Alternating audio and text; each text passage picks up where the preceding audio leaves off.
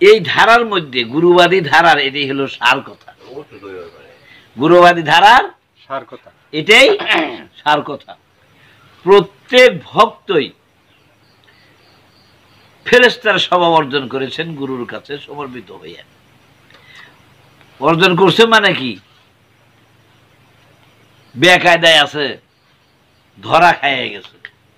আবার যদি ছুটি জায়গা ছুটি গেলে তার জন্য গুরু দায়ী না।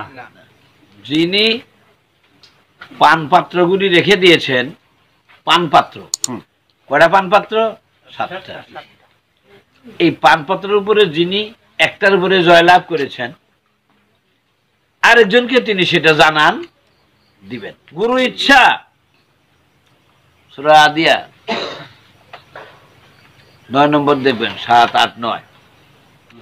এই পদ্ধতিতে, এই পদ্ধতি এটা কিন্তু কোরআনে আছে। এই পদ্ধতি মোকাবেলা করা, এটা পদ্ধতিটা জানান দেওয়া আছে। তার মানে এই নয় যে তিনি বেশি জেনে ফেলেছেন আরেকজন কম জেনে ফেলেছেন, তা না। হাত্তা তাদা আল হারবু, মানুষের ভিতরে প্রভাব বিস্তার করা, একজনের উপর একজনের ক্ষমতা প্রভাব বলয় তৈরি করা, আমি বড় ভাব দেখানো, যুদ্ধ ভাব আলাদা করা।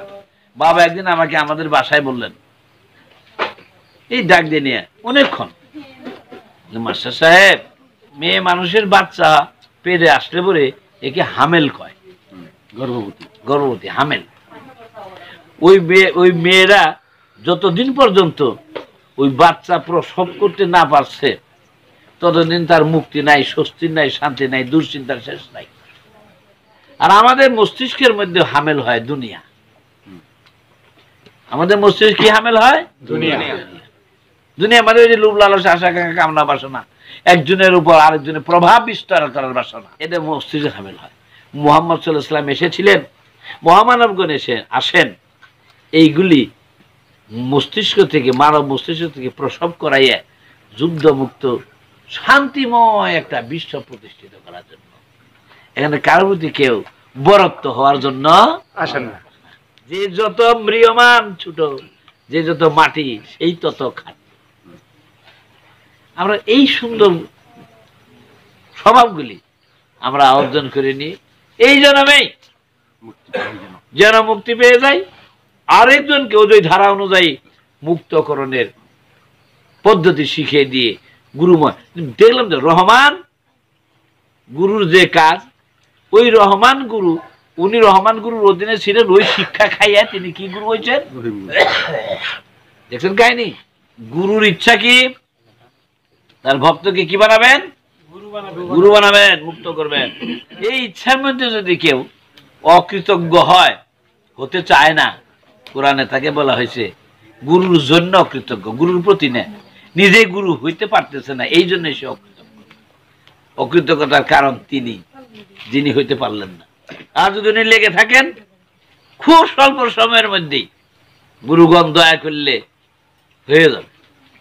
যখন হয়ে যাবে তখন আর সমস্যা থাকবে না। বিষয় বাসনা যদি আমার মাথার মধ্যে থাকে,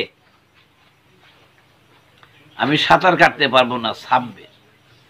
সেদিন বলছিলাম সুবাহান শব্দের অর্থ হইল সাঁতারু। যে সাঁতার কাটতে পারে তার নাম হলো সুবাহান আরবি ভাষায়। ভাসমান থাকা, যত লোভ লালসা আশা আকাঙ্ক্ষা বিষয়ের সমুদ্র, দুনিয়াটাই কিসের সমুদ্র? বিষয়ের সমুদ্র। এই বিষয়ের সমুদ্র মধ্যে কোন বিষয়ই যেন আমার সাথে মনে মগজে যুক্ত না হয়। এই অ্যালার্ট, এই সজাগতাটা থাকলে সাধক দ্রুত মুক্ত এবং গুরু হয়ে যাবে। কাজে আপনাদের কাছে আমার করজোর মিনতি, সদরউদ্দিন খাজা বাবার এই দর্শনের সাথে যুক্ত হয়ে আমরা যেন মুক্তি রাজ্যের বাসিন্দা হয়ে যেতে পারি। আলিফ দাল মিম, বাবা আমাকে বললেন, এবং সূরা হিজরের 31 নম্বর আয়াতটা দেখেন।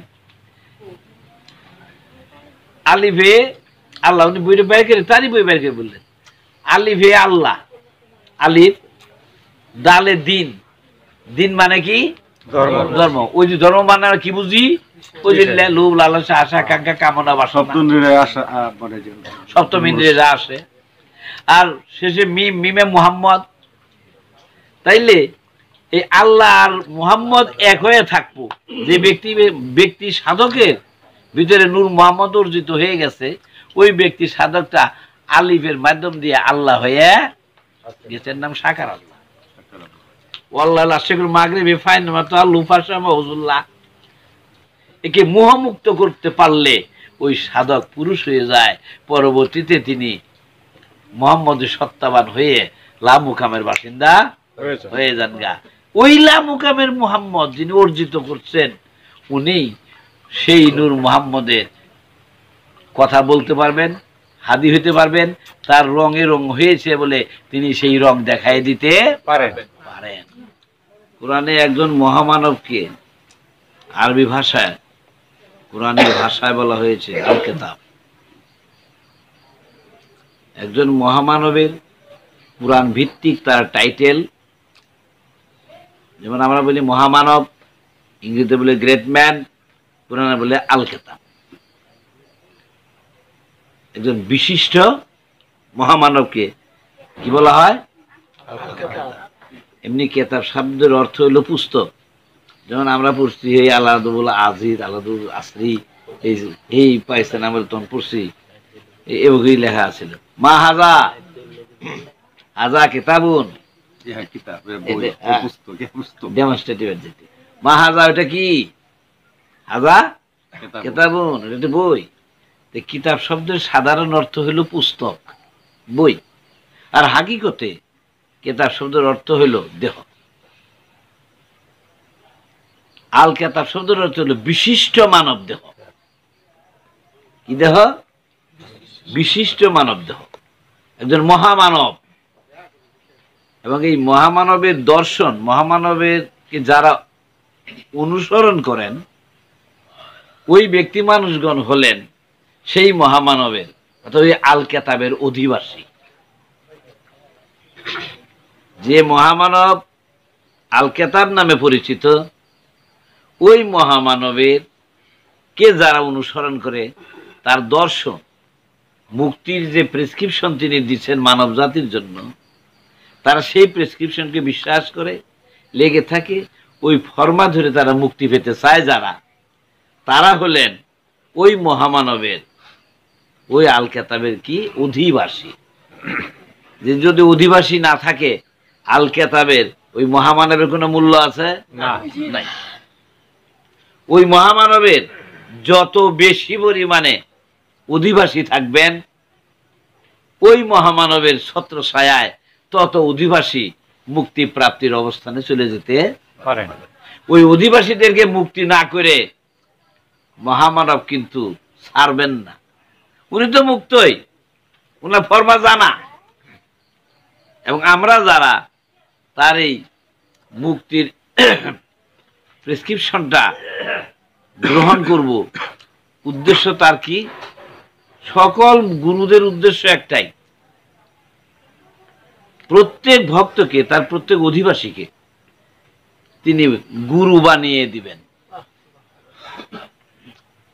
প্রত্যেক ভক্তকে তিনি কি বানিয়ে দিবেন? গুরু বানিয়ে দিবেন, মুক্ত করে দিবেন, যার ফলশ্রুতিতে ওই ধারা চলমান থাকবে। কিরকম?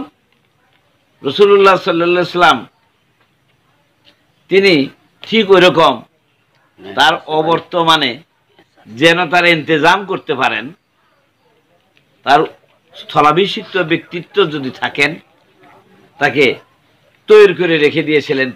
তিনি ছিলেন হযরত আলী কারিমুল্লাহ ওয়াজ আলাইহিস সালাম।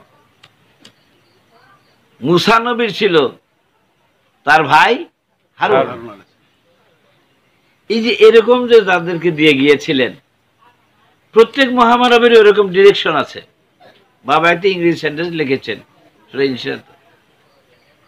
This direction was to raise up a leader fit to represent the messenger of Allah. দেখছেন? অর্থাৎ প্রত্যেক মহামানব তার সেই আল কিতাবের যে অধিবাসী যারা আছেন, তাদের মধ্যে নিয়োগ করে যাবেন, তৈরি করে যাবেন, তার অনুপস্থিতিতে যারা কাজ করবেন তাদেরকে। তাদের ইচ্ছা সবাই যদি গুরু হয়ে যান, তাহলে কি মহাগুরুর কোনো সমস্যা আছে? না। যে স্কুলে শতভাগ A+ পায়, ওই স্কুলের শিক্ষকের নাম কম না বেশি? বেশি। আর যে স্কুলে একজনও পাশ করে না, নাম কম না বেশি?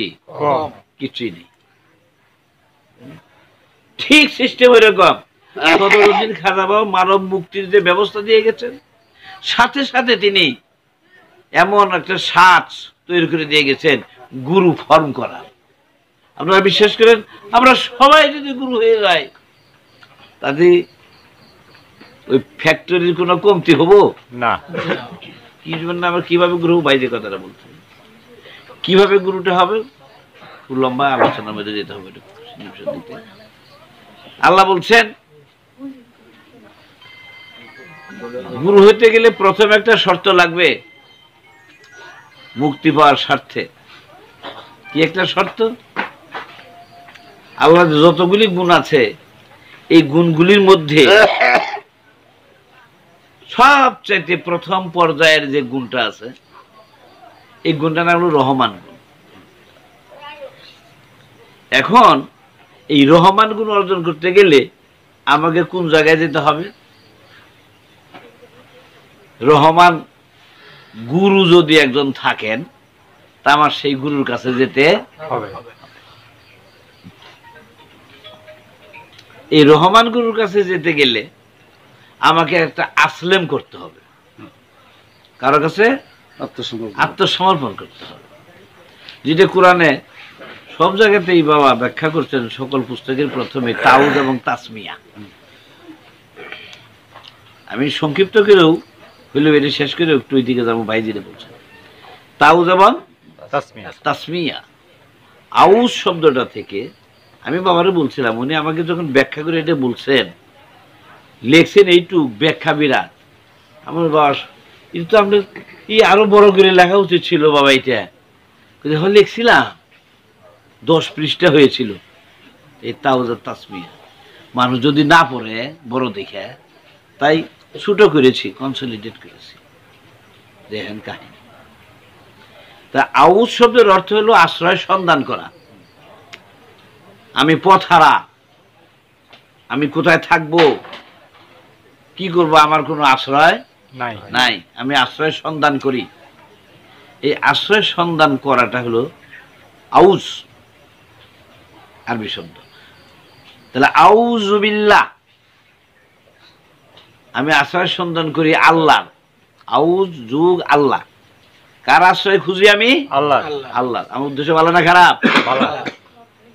পরম সেই তিনি। কি জন্য তার কাছে আমি আশ্রয় খুঁজি? উদ্দেশ্যটা কি? আউযু বিল্লাহ মিনাশ শাইতানির রাজিম। মিনা হলো হইতে, শয়তানের রাজিম। শয়তানের সাথে রাজিম কথাটা আছে, এই কথাটা শুধু শয়তানের জন্যই প্রযোজ্য। এই শাস্তিটা রাজিম কিন্তু একটা শাস্তি, প্রস্তরের আঘাতপ্রাপ্ত যে শাস্তি, তার নাম হলো রাজিম। সেটা মুলুকের 1 নম্বর বাক্যে ব্যাখ্যাটা সুন্দর করে দিতে বেড়া। শয়তানের বিসমিল্লাহ আউযু বিল্লাহি মিনাশ শাইতানির রাজিম। আমি কোন শয়তান থেকে আল্লাহর কাছে আশ্রয় চাই? কোন শয়তান থেকে? প্রস্তরা হতো যে শয়তানটা আহত, ওই শয়তান থেকে। আহত শয়তানের কাছ থেকে আহত কাহাকে বলে? আহত বলতে বিষয় দ্বারা আহত। হ্যাঁ, যাহা তাহার ভিতরে বাসনার সঞ্চার করেছে, মোহের সঞ্চারণ করেছে, এই মোহ এমন শয়তান হইতে তিনি আল্লাহর আশ্রয়ে যেতে চান। আমি যেন ওই কাতারে না থাকি। তাহলে পাথর দিয়ে ঢেল মারলে, পাথর দিয়ে ঢেল মারা প্রস্তরা হতো। প্রস্তর মানে পাথর, আহত হয়ে যায় এমন জোরে ঢেল মারছে, আরে যারে দেখা যায় না ওরা ঢেল মারলে লাগবো? লাগবো? আরেকদিন নাই কইছিলাম, আমাদের কইলাম না হজ করবে গেছিল, আমার এক দোস্ত সাফা মরা দূর করে যে পাত্র মারছে, সাফা মরা দূর করে যে পাত্র মারছে। হ্যাঁ চিন্তা করে, কিন্তু পাথর মারলে আহত হয়েছে, কিন্তু যার শয়তানের তো ভিজিবল দেখা যায় না, ইনভিজিবল, ওরে কি এই পাথর মেরে আহত করবো?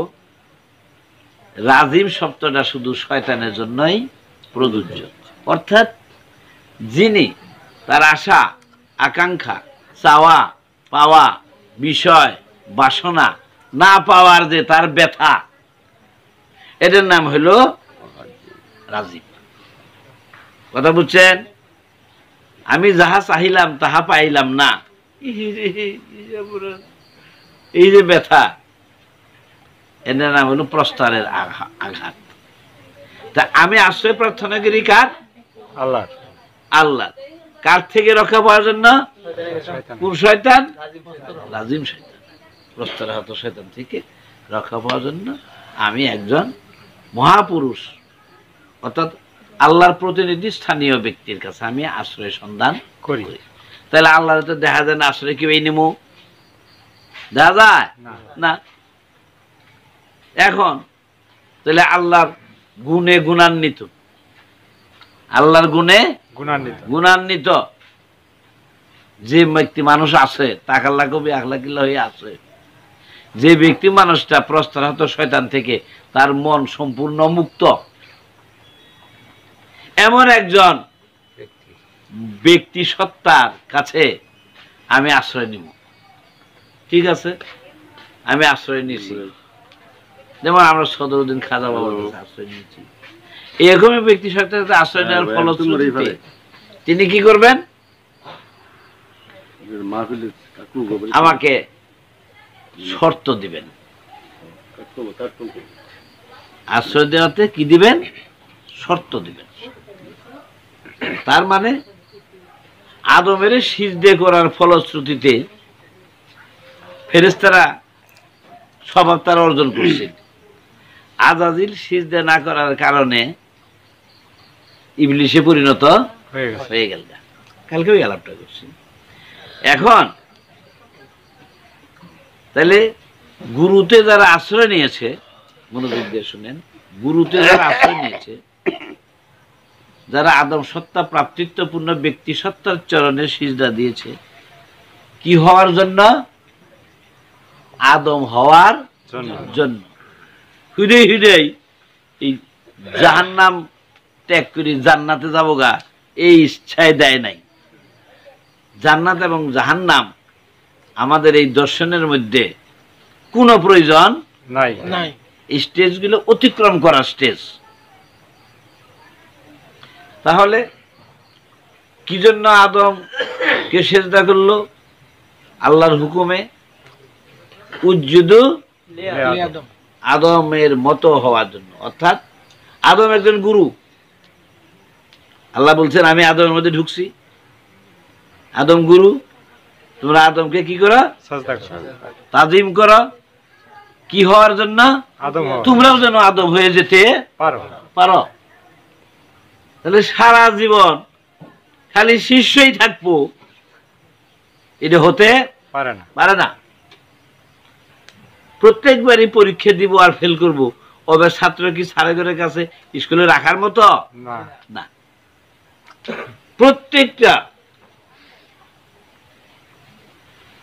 শিষ্য গুরু ভক্ত শিষ্য গুরু হয়ে যাবেন। এই জন্য বলছে উজ্জুদু আদম বলে নাই, আদমকে সেজদা করো এই কথা বলে শেষ নাই। উজ্জুদুল্লে আদম, লে জন্য মতো, তুমি আদম হয়ে যাবে, আদমের মতো হওয়া। In order to be Adam you have to go down it. আদমের মতো তুমি আদম হবে, তাই আদমকে তুমি সেজদা করো। যারা সেজদা করলো তাদের টাইটেল হলো ফেরেশতা, তাদের উপাধি কি? ফেরেশতা। আদমরা যারা সেজদা করছেন তারা কি? ফেরেশতা। তাহলে আমরা যারা আদম সেজদা করেছি, তাসাউফের হাকিকতে ভাষায় আমরা সবাই কি? ফেরেশতা। ফেরেশতাদের বাসস্থান কোথায়? জান্নাতে। ফেরেশতারা কোথায় থাকবে? জান্নাতে। জান্নাতে। জান্নাতে ফেরেশতা হইছে, জান্নাতে আছে, আদম সিজদা করছে। জান্নাতে থাকলে খুব শান্তি, যা চায় তাই পায়, চাওয়ার আগেই পায়, মনে হইলেই পায়, এবারে মিশে। বাবা আমাকে একদিন বললেন এই প্রসঙ্গ ঠিক এইভাবেই, জান্নাতে যারা আছে, যারা ফেরেশতা হয়ে গেছে, তারা খুব কষ্টে আছে। কি কন এটা? হ্যাঁ, তারা যাহা খুশি তাহা করিতে পারে না। গুরুর কাছে আটকা। যাহা খুশি তাহা করতে পারে না, যাহা খুশি চাইতেও পারে না, করতেও পারে না। পারে না, খাইতেও পারে না। কাজেই তারা সীমায় সীমিত হয়ে আছে, এরা খুব কষ্টে আছে, সাবধানে থাকতে হয়। আর যারা জাহান্নামে আছে, কারা জাহান্নামে আছে? যারা আদম সেজদা করে নাই, করে নাই, গুরু সেজদা করে নাই, ফেরেশতার স্বভাব অর্জন করে নাই, করে নাই, তারা কোথায় আছে? জাহান্নামে। জানো, তারা বহু আনন্দে আছে, শান্তিতে আছে, যাহা খুশি তাই করে। ওদের তো গুরু নাই, এটা করবে, এটা করবে না, এটা খাবা, এটা খাবা না, এটা খাইলে এই পদ্ধতিতে খাবা, এটা করলে এই পদ্ধতি করবে, এটা ধরলে এই পদ্ধতি ধরবে, এই শিক্ষা তাদের জানা নাই। এই শিক্ষাটা কে দিবেন? কোন গুরু? ওই রহমান। এই যে কথাটা খুব, এবার 2-3 রাত যাবো, ওইটাও আসিল দিতে দেন, তাই খালি কি কঠিন প্রশ্ন, একটা ভালো সিচুয়েশন তৈরি করে দিচ্ছেন। কিভাবে গুরুর দেওয়া প্রত্যয়ী জ্ঞান তার ভক্তের ভিতরে ঢুকে, এই যে তিনি আমার কইছেন, এটা বলা যায় একেবারে তার স্বভাবের মূল সত্তা। দেখেন তাহলে কি করলো? যিনি গুরু ধরেছেন তার উপাধি কি?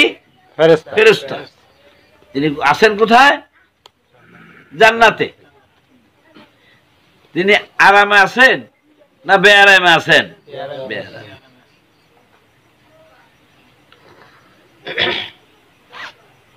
খুব সাবধানে আছেন তিনি, কেননা যাহা খুশি তাহা করার সুযোগ তার নাই। আর যারা জাহান্নামে আছে, তারা যাহা খুশি মহানন্দে আছে। হ্যাঁ, এখন ইনি কি করলো? শর্ত দিছে, তুমি ওখানে ওখানে যেতে পারবা, এইটা এটা খাইতে পারবা না, এইগুলো এগুলো কথা বলতে পারবা না। না, শর্ত দিয়ে দিছে গুরু। এলে হইলে তাইলেই তুমি প্রস্তারহত শয়তান থেকে রক্ষা পাইবা। পাবা। আমি যে আশ্রয় সন্ধান করি আল্লাহর, আল্লাহ আমার আশ্রয় দিছে, আশ্রয় দিয়ে কি বানাই দিছে? শর্ত দিয়ে দিছে। ওই শর্ত দেওয়ার কারণে যাহা খুশি তাহা সে করতে পারবে। জান্নাতে আছে, বুঝানো পাবা না, কথা কর হবে না, এগুলো খাওয়া যাবো না, এবং কিছু চায় থাকে পাবা না, এগুলো বয়ে দিচ্ছে। যদি ব্যতিক্রম হয় আশ্রয় তো থাকবে না। দিনে দিনে যাওয়ার না করছে, অন্য ঘন ঘন যাই, যা খেতে নিষেধ করেছে বেশি বেশি খাই, যাহা বলতে নিষেধ করেছে অতিমাত্রায় বলা বলি করি, এক কথা দুই কথা মাঝে জানছে। এই যে আমার মাধ্যম দিয়ে যখন আমার আশ্রয়দাতার বদনাম হয়ে গেছে, তখন আশ্রয়দাতাকে আমাকে আশ্রয় রাখবেন না। এই জন্যই তাকে আবার জান্নাত থেকে বেরিয়ে দিতে হবে। যেমনটি করে আদমকে জান্নাতের 7ম স্তর থেকে বের করে দেওয়া হয়েছিল, এটা সার্বজনীন একটা শিক্ষা। ওই আয়াতের মধ্যে এই কথাটাই লিখছে বাবা, ব্যাখ্যার শেষে নিজস্ব মতবাদ। তাহলে আমরা যদি থেকে গেলাম,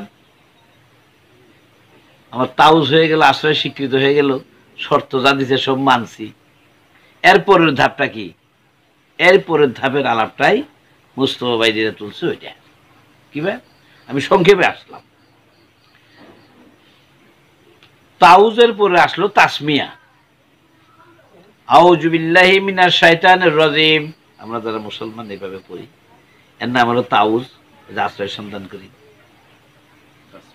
হ্যাঁ, তারপর হলো তাসমিয়া, বিসমিল্লাহির রহমানির রহিম, দুইটা অংশ। এটা হলো আউযু বিল্লাহি মিনাশ শাইতানির রাজিম, এই একটা অংশ, এটার নাম হলো তাউজ, আশ্রয় সংক্রান্ত, প্রস্ত্রাহত শয়তান থেকে আশ্রয় সন্ধানের যে অংশটুকু, এই অংশটুকু হলো কি তাউজ। আশ্রয় স্বীকৃতির পরের যে অংশ, এর নাম হলো তাসমিয়া। কথাটা বুঝতে পারছেন? আমি আগেই বললাম আমার স্বীকৃতি দিছে, আশ্রয়ের স্বীকৃতি দিছে, শর্ত যা দিছে সব মানছি, আমি তার কাছে এখন আশ্রিত হয়ে আছি। All conditions have already been fulfilled. শর্ত যা দিছে সব পুরোপুরি মানছি, তার কাছেই আছি, তার সঙ্গেই আছি, তার অধীনেই আছি। আমার আশ্রয় সংক্রান্ত বিষয় শেষ।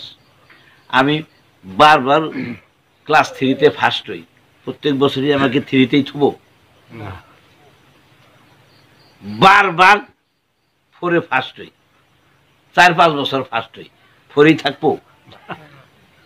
ক্লাস পাস হওয়ার পরে তার ওই ক্লাসে রাখবে না, বেশি মাস বরঞ্চ ডবল প্রমোশন দেয়, আবার ডবল ডিমোশনও হয়। কি ভাই? এই যে একজন কিছু কইলে কি হয়েছে রে, তোর পরীক্ষার ফল কি হয়েছে, এজন্য এক স্যারায় কান্দে নাই, কান্দে, বাবা মারছে চর, বড়রাও ফেল করছে ভাই, ছোটরাও ফেল করছে, বড়টারে নামাই রে ছোট্টারে মারছে। গোয়াল ঘরের মধ্যে বসে কান্দে, জেঠা যাইতেছে জোরে কান, জেঠা বাপের বড় ভাই, কান্দে, কান্দে কেন জেঠা, আমি কি কান্দিস কে, ভাই ফেল করছে, আমিও ফেল করছি, আব্বা ভাইরে মারে আমার মারছে, খুব আইছে দেখি ফেল করছে, শাসন করছে, ভালো কথা, 2জন ফেল করছে, 2জনে শাসন, বড়টা দিয়ে সুটটা রেখে দৌড়ানি করো, আয় দেখি নিয়ে গেছে, নিয়ে যায় কয় বলে এই ফেল করছে 2টা, বড় ভাই গেছিস, তুই শাসন করছিস ভালো কথা, 2জনেরই শাসন করবি, বড়টারে শাসন করে ছুটটা করলি ব্যাপার কি, ওরেই কও আমি ফেল করছি, ভাই ফেল করছি, বাইরে নাই আমার মাথা যেটা হাত ধরে কয় ঠিক করে কর, তাহলে আমার থাপ্পড় খাবি, আবার ওই কথাই তখন মার বেরিয়েছে, আবার ঠিক করে কর, ভাই ফেল করছে, আমি ফেল করছি, আমি ভাইয়ের সাথে 1 নম্বর কম পাইছি, তাই মারছে। তোর ভাই কয় নম্বর পাইছে? ভাই 1 পাইছে,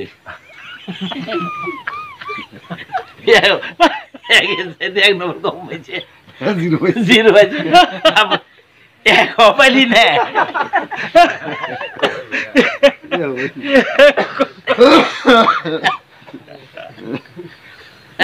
নাই 1 পাইলি না, এরা থাপ্পড়। এখন যদি ওই কিসিমের আশ্রয়দাতা 1 পেলেই খুশি, তারা নারী গুরু পর্যায়ে,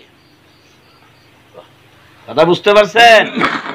একজন পুরুষ গুরু তার সকল ভক্তকে তিনি গুরু বানানোর যোগ্যতা রাখেন। কিভাবে? ওই যে কথাটা ভাই তুলছিল ওইটা বোঝাইতেছে, বুঝছে? প্রতি বছরই ফার্স্ট হয়েছে, ওই একই ক্লাসে থাকবে সে, প্রতি বছরই ফেল করছে, ওই ক্লাসে থাকতে থাকতে শেষ পর্যন্ত এমন কম পাইছে, ডিমোশন দিছে, ওই যে আবার ডিমোশন আলাদা গেছে, বাড়ি গেছে, কেন্দা রেজাল্ট কি? কলে ফেল করছি। কিভাবে ফেল করছ? আর খুব বড় ফেল করছি। ফেলের মধ্যে আর বড় ছোট আছে? বলে এতই নম্বর পাইছি, আমার ওই ক্লাসে চাইতে আরো 2 ক্লাস নিচে নামায় দিছে। তাইলে কিরকম? ফেলের একটা যোগ্যতা আছে, এমন ফেল করছে 2 ক্লাস নিচে ডিমোশন করাই দিছে। এটা কেরাম? কাজেই একই ক্লাসে ফার্স্ট হইলে পরে তাকে ওই ক্লাসে রাখে না, একই ক্লাসে বারবার ফেল করলে তাকে ওই ক্লাসে রাখা যায় না, চলে না। গুরুগণ এই দিক দিয়ে খুব সজাগ থাকেন, মনে রাখবেন। আমার আশ্রয় স্বীকৃত হয়েছে, আমার আশ্রয় স্বীকৃত হয়েছে। আমার গুরুর গুণে আমি গুণান্বিত হব। আশ্রয়দাতা গুরুর তাউজের মধ্যে আশ্রয় স্বীকৃতি, আর তাসমিয়ার মধ্যে গুরুর গুণগ্রামের অর্জন। বুঝছেন? বিসমিল্লাহির রহমানির রহিম, দ্বিতীয়টার নাম কি? তাসমিয়া। প্রথমটা হলো গুরুর আশ্রয়ের স্বীকৃতি। যদি স্বীকৃতি থাকে, আমি যদি ডিমোশনে না যাই, প্রমোশন থাকলে, তাহলে প্রমোশন থাকলে আমাকে গুরু কোথায় দিবেন? তাসমিয়া। তাও কি? তাসমিয়ায় নিয়ে যাবেন। গুরু বললেন কি? তাসমিয়ার মধ্যে কি বললেন? উনি বলল আউযু বিল্লাহ, আল্লাহর আশ্রয় সন্ধান করি, হে মিনাশ শাইতানির রাজিম, প্রস্তারিত শয়তান থেকে রক্ষার জন্য আমি আশ্রয় করি আল্লাহ। এটা গেল এই অংশ, আশ্রয় স্বীকৃত। আশ্রয় দেওয়ার পরে গুরু আমার কি করব? বিসমিল্লাহির রহমানির রহিম, বিসমিল্লাহির রহমানির রহিম, বে ইজুম আল্লাহ। নাম কি? বিসমিল্লাহ, বে ইজুম আল্লাহ। বে মানে দ্বারা দিয়া, ইজুম মানে গুণাবলী আরবি ভাষায়। বে ইজুম আল্লাহ, তাহলে যার আশ্রয়ে আছে ওই আশ্রয়দাতার গুণে ওই আশ্রিত ব্যক্তি গুণান্বিত হয়ে গেছে হবে। যেমন পুরো উদাহরণ দিচ্ছিল, লোহা কামারে তাও দিয়ে কি করে দিছে? লোহা দাও বানাবার দিছে কামারে রে, মরিচা ভরা পুরান লোহা, ওই বাইরে দাও বানাবো? এবি বাইরে দাও বানাবো? পুরা দিয়ে লাল টকবকা করে ফেলেছে। লোহার রং আগুনের সঙ্গে তাও খাইয়া কার রং নিছে? আগুনের রং নিছে। আগুনের মধ্যে হাত দিলে পুরা যায়, পাট ছড়া দিলে আগুন ধরে। ওই যে লাল টকবকে লোহা, হাত দিলে হাত পুরা যাবো, ঠোসা পড়বো, আমাদের পাট ছড়া দিলে আগুন ধরবো। তাইলে যাতে লোহা আগুনের সঙ্গে থাইকে কার রং কার গুণ অর্জন করছে? আগুনের। ঠিক ওই যে গুরুর আশ্রয়ে আশ্রিত হইয়া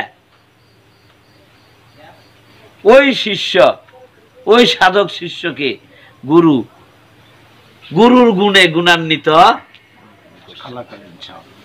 গুরুর গুণে গুণান্বিত করছে। গুরু কি গুরু ছিল? রহমান এবং রহিম গুণে গুণান্বিত গুরু। বিসমিল্লাহির রহমানির রহিম, আমার গুরু কি? রহমান এবং রহিম গুণে গুণান্বিত গুরু। ওই রহিম গুণে গুণান্বিত তিনি ছিলেন বলেই তার শিষ্য ওই রহিম এবং রহমান গুণে গুণান্বিত হবে। আমার কথাটা বুঝতে পারছেন? আমি যে গুরুর আশ্রয়ে গেছি, আমার সেই গুরু কি গুরু? রহমান এবং রহিম গুণে গুণান্বিত। তিনি আমার আশ্রয় দিচ্ছেন। আগের দায় থুই রহিম থাই রহমানে হোক, এডারা করে যেতে হয়, একসাথে 2 গুণ অর্জিত হয় না। সালাতুল একসাথে 2 বিষয়ের চলে না একটা ব্যতীত। এখন আমি যে গুরুকে আশ্রয় নিয়েছি, আউযুবিল্লাহ, আমার হয়ে গেছে, শয়তান আমার কাছে নাই, যার ফলে শয়তানের কোনো উপস্থিতি, সামান্যতম মানসিক উপস্থিতিও যদি থাকে, তাহলে আমার ভিতরে গুরুর তাসির প্রভাব কার্যকর হবে না। প্রস্তরাহত শয়তান মনের কারবার। যখন আমি গুরুর ভয় হয়ে গেছি গে, তখন বিসমিল্লাহির রহমানির রহিম বে ইজুম আল্লাহ আল্লাহ, আল্লাহর গুণে গুণান্বিত হয়ে গেছে। গুরুর গুণে গুণান্বিত হয়ে গেছে। গুরুর কয়টা গুণবাচক নাম আছে? বিসমিল্লাহির রহমানির রহিম, এই 2টা গুণ। তাহলে প্রথম গুণটা কি? রহিমের রহমান তা নাই, রহমানের রহিম।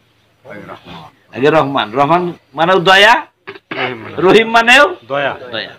রহমান দয়াটা কোন দয়া? সার্বজনীন, জেনারেল মার্সি ফর অল। হিন্দু, মুসলিম, বৌদ্ধ, খ্রিস্টান, গারো, হাজং, জৈন সকল প্রাণীকুল তার রূঢ় আচরণ থেকে রক্ষা প্রাপ্ত। কাউকে হিংসা করে না, ঘৃণা করে না, বিপদে ফেলায় না, গালি দেয় না, কাউকেই কোন প্রকার ট্রাবল ক্রিয়েট করে না, বা হত্যার যোগ্য কর্মে তার কোনো অংশগ্রহণ নাই।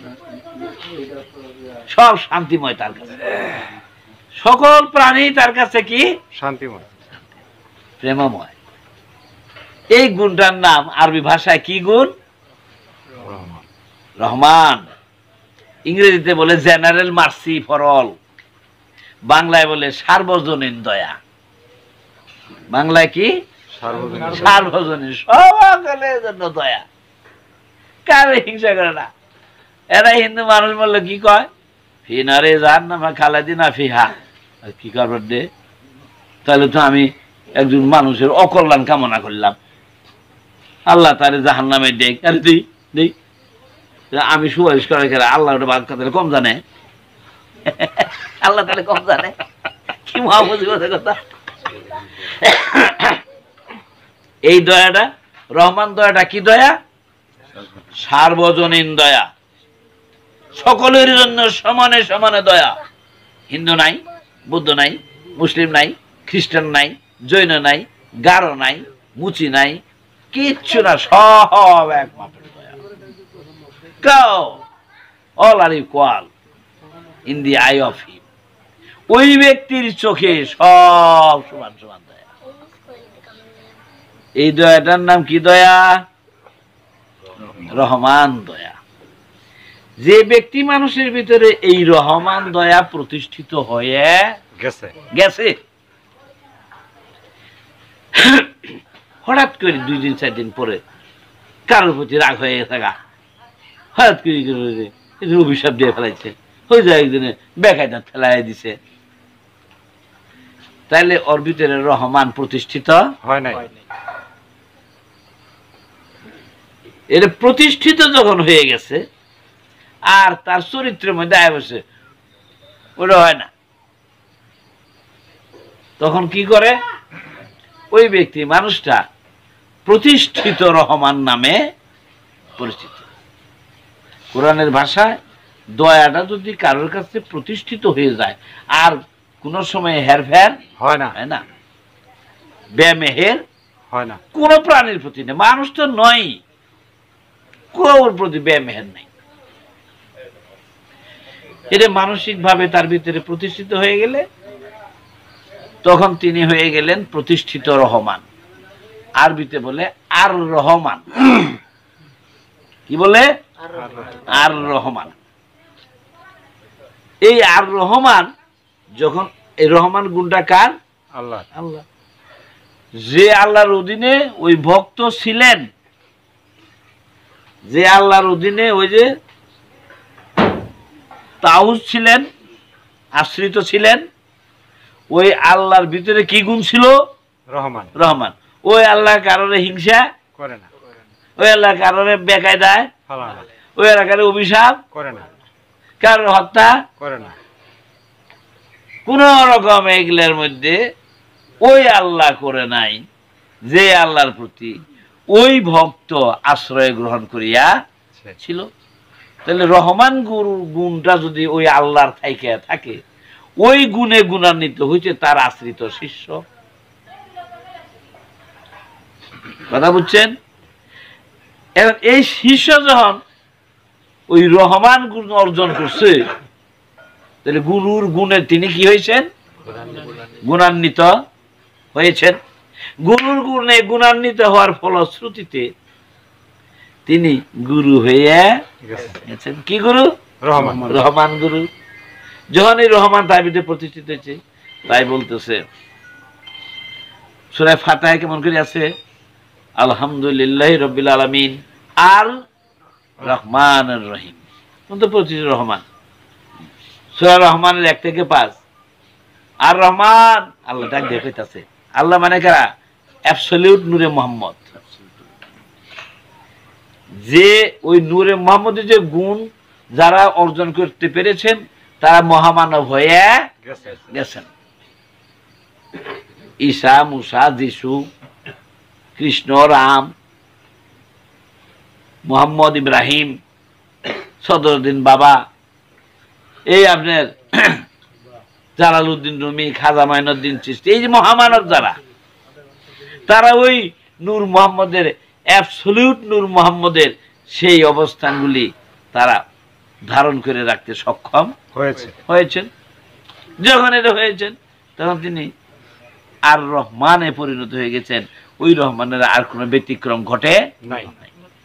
যে গুরুর কাছে থেকে আশ্রিত তিনি ছিলেন, গুরুর অবাধ্য তিনি হন নাই। গুরুর গুণে তিনি গুণান্বিত হয়েছেন। গুরুর প্রথম গুণটা কি অর্জন করছে? রহমান গুণ অর্জন করছে। অর্জন করার ফলে ওই গুরুর যে গুণ অর্জনের মধ্য দিয়ে গুরু হয়েছিলেন, যে শিষ্য তার কাছে আশ্রয় নিয়ে ওই গুণ শিষ্য অর্জন করলে, ওই শিষ্য কি শিষ্যই থাকবো না ওই গুণে গুণান্বিত হয়ে গুরু হব? কথা বুঝতে পারছেন কাহিনীটা? কোনো একজন গুরু চাহান তার সকল শিষ্য, পুরুষ গুরু চান, আশা করেন তার সকল শিষ্য এই গুরু হয়ে যায়। রহমান গুরু প্রতিষ্ঠিত আল্লাহ হয়ে গেলেন আর রহমান।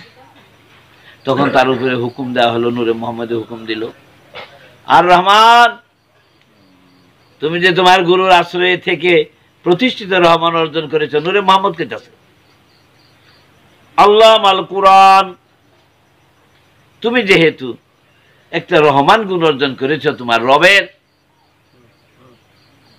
রব মানে কি? গুরু। কইতাছে কারা? নূর মুহাম্মদ। তুমি তোমার রবের কাছ থেকে যে রহমান গুণ অর্জন করেছ, ফলশ্রুতিতে তুমি জ্ঞান লাভ করেছ। আর রহমান আল্লাহ, আর রহমান আল্লাহ মাল কুরআন, ওই যে যার গুণ অর্জন করছো তার কাছ থেকে তুমি কুরআন জ্ঞান অর্জন করেছো। কুরআন শব্দ তো জ্ঞান। তাহলে গুরুর গুণে গুণান্বিত না হওয়া পর্যন্ত গুরুর কুরআনিক জ্ঞান কারোর ভিতরে ঢুকবে না। এই এডি ছিল বাইরে এটা কবে কথা বুঝছেন? আমি এরপর আরো একটু পরিষ্কার করবো সুন্দর করে। এটা যখন হয়ে গেল গা, ওই গুরুর শিষ্য যখন গুরুর সমপর্যায়ের গুরুতে পরিণত হয়ে গেছেন, তখন এই শিষ্য যে রহমান গুরু, তার ওই গুরু, এই রহমান গুরু যে যখন শিষ্য ছিল, কার শিষ্য ছিল? রহমান গুরুর শিষ্য ছিল। এখন কি হয়েছে? রহমান একই ক্লাসে হয়ে গেছে। তখন ও তার গুরু রহিম রূপ ধারণ করে। শিষ্যের যখন প্রমোশন হয়, ওই গুরু, ওই শিষ্যের গুরু তখন আবার প্রমোশন ভুক্ত হয়। এই জন্য বলা হয়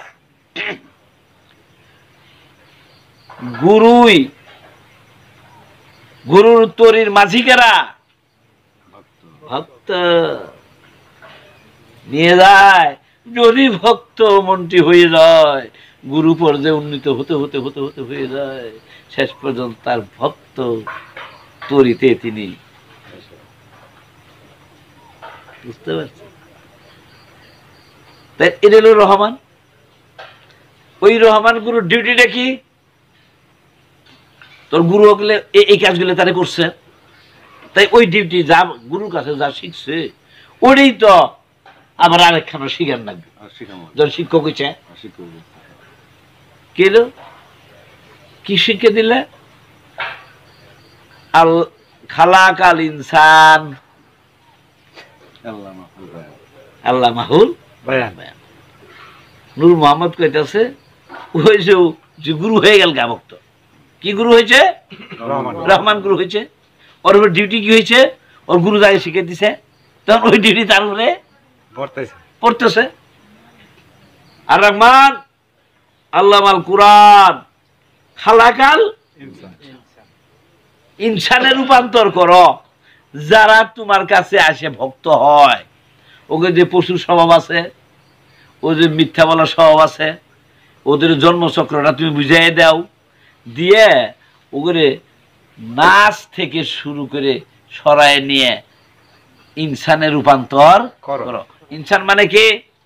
টনটনা বুদ্ধি সম্পন্ন মুক্তিকামী একটা মানসিক অবস্থায় তাকে তৈরি করো। এটা খালাকা।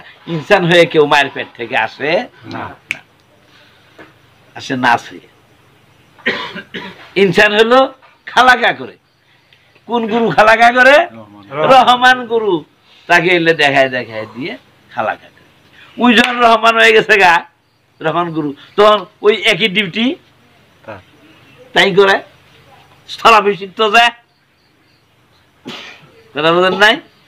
এইভাবে যখন রহমান গুরু আল্লাহ মাহুল বয়ান, আল্লাহর পক্ষ থেকে শিক্ষকতা করি, গুরুগিরি করি করো। বয়ান মানে কি? বর্ণনা, শিক্ষাদান করা। আল্লাহর পক্ষ থেকে বয়ান দাও, শিক্ষা দাও, দিয়ে দিয়ে এগলে এগলে করাও। শুরু করলো। শুরু করার পরে পরের গুণটা কি? রহিম। ওই যে গুরু রহিম কিন্তু হয়ে গেছে গা। এরও ভক্ত যখন আবার রহমান হবো, তখন কি হয়ে যাবো গা? রহিম। ফাইন জিনিস তো। এমএলএম পদ্ধতি। ফাইন। রহমানের তাহলে পরিচয় কি? বিল মুমিনিনা রাউফুর রহিম। যিনি রহমান গুরু, তিনি দুনিয়ার সঙ্গে সংযুক্ত, আবার মুক্তি রাস্তাতেও কার্যকর। ইনি কি গুরু? রহমান গুরু। দুনিয়ার সংসার সব তিনি দেখতেছেন, সব দেখতেছেন।